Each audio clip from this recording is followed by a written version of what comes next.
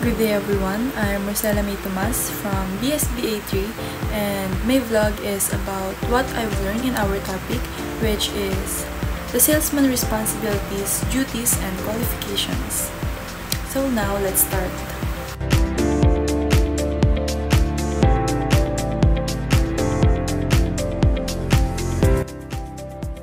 Habang inaaral ko to, na-realize ko na hindi pala madali maging salesman. Hindi lang siya basta magaling magsalita, kailangan kumpleto ka sa attitude, manners, communication skills, at disiplina. Ano ba talaga ang trabaho ng isang salesman? So, unang natutunan ko ang trabaho ng salesman, hindi lang basta magbenta, mas malawak siya. Para siyang all-around guide ng customer. For example, pumasok ka sa isang appliance store. Hindi ka lang tutulungan ng salesman na pumili ng ref, bibigyan ka rin niya ng advice kung alin ang mas tipid sa kuryente, mas bagay sa space mo at kung ano ang promo na swak sa budget mo. Yun yung tunay na service. Salesman as a communicator. Narealize ko rin na ang salesman communicator hindi ibig sabihin na madaldal lang, but someone who can clearly explain benefits ng product. For example, hindi niya sasabihin na maganda tong phone. Instead, sasabihin niya, maganda tong phone kasi may 5,000 mAh battery. Kaya, perfect kung palagi kang on the go. Salesman as a problem solver.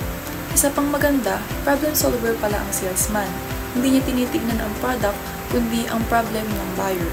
Halimbawa, dito yung kaibigan ko bumili ng aircon, hindi niya alam kung anong size. Di yung salesman tinanong yung laki ng room tapos nirecommend yung tamang horsepower. Di ayun, problem solver. Salesman as an educator. May nabasa kami mahirap daw i-convince ang prospects. Totoo yun. Kaya ang salesman dapat may skills, product knowledge at intelligence para matulungan ang customers makaintindi. Salesman as a human relations. Dito nagulat ako kasi kailangan pala ng salesman na genuinely likes people kasi kung plastic ka, halata agad ng customers. Ang goal nila dito, sell himself, sell the company, and sell the product. For example, kung masungit ka bilang salesman, kahit gaano kaganda yung product mo, hindi sila bibili sa'yo. Duties and responsibilities of salesman. Direct selling. Ito yung pinaka-main job. Ikaw yung humaharap sa customers, nagpapakita ng product, nagpapaliwanag, at kumukuha ng mga orders. Advising and counseling. Ito naman, hindi lang sila nagbibenta, tumutulong din sila magbigay ng advice sa customer, lalo na sa business decisions. Handling complaints. Dito naman, kapag may reklamo ang customer, ang salesman ang unang nag-handle, dapat marunong magpakalma at maghanap ng fair solution. Attending sales meetings. Dito, sumasali sa meetings para malaman ang bagong products, updated prices, promos, at strategies. Qualifications for a sales career.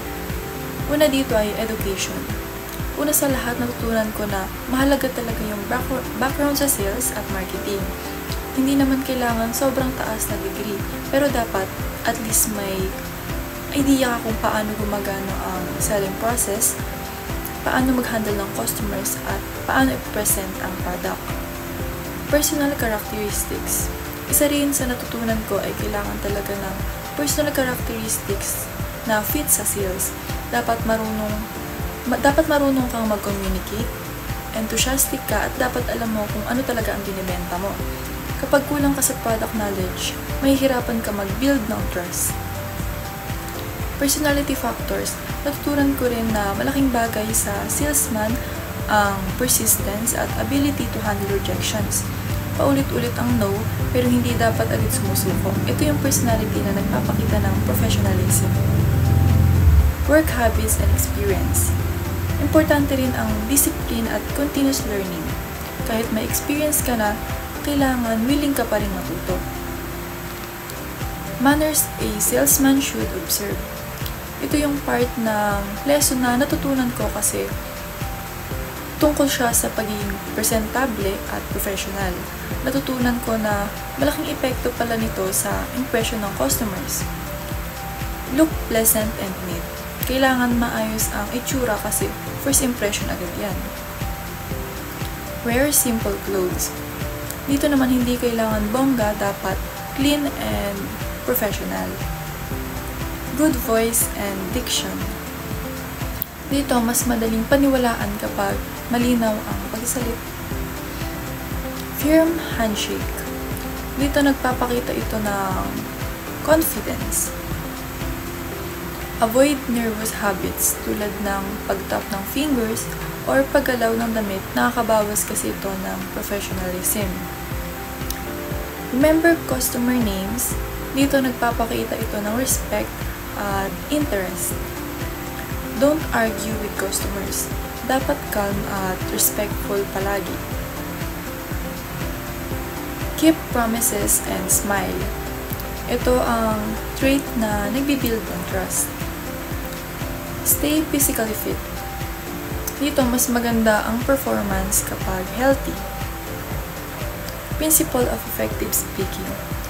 Ito yung skill sa pagsasalita na dapat meron ng isang salesman para maging effective siya sa presentations at customer interactions. Una dito ay ang speak distinctly and clearly. Hindi dapat malabo o mumbling. Pangalawa ay moderate pace, hindi sobrang bilis, hindi rin sobrang bagal. Pangatlo ay loud enough to be heard. Dapat rinig at malinaw pero hindi sumisigaw. Ang pang-apat naman dito ay emphasize key points. Dito na pumapasok yung highlights ng product. 5 is vary pitch, avoid monotone. Mas engaging kapag may variety ang tono. Pang-anim ay conversational friendly tone. Mas relatable at mas madaling tanggapin. And last is speak sincerely. Kailangan maramdaman ng customers na genuine ka. Dito na po nagtatapos ang aking vlog. Thanks for watching!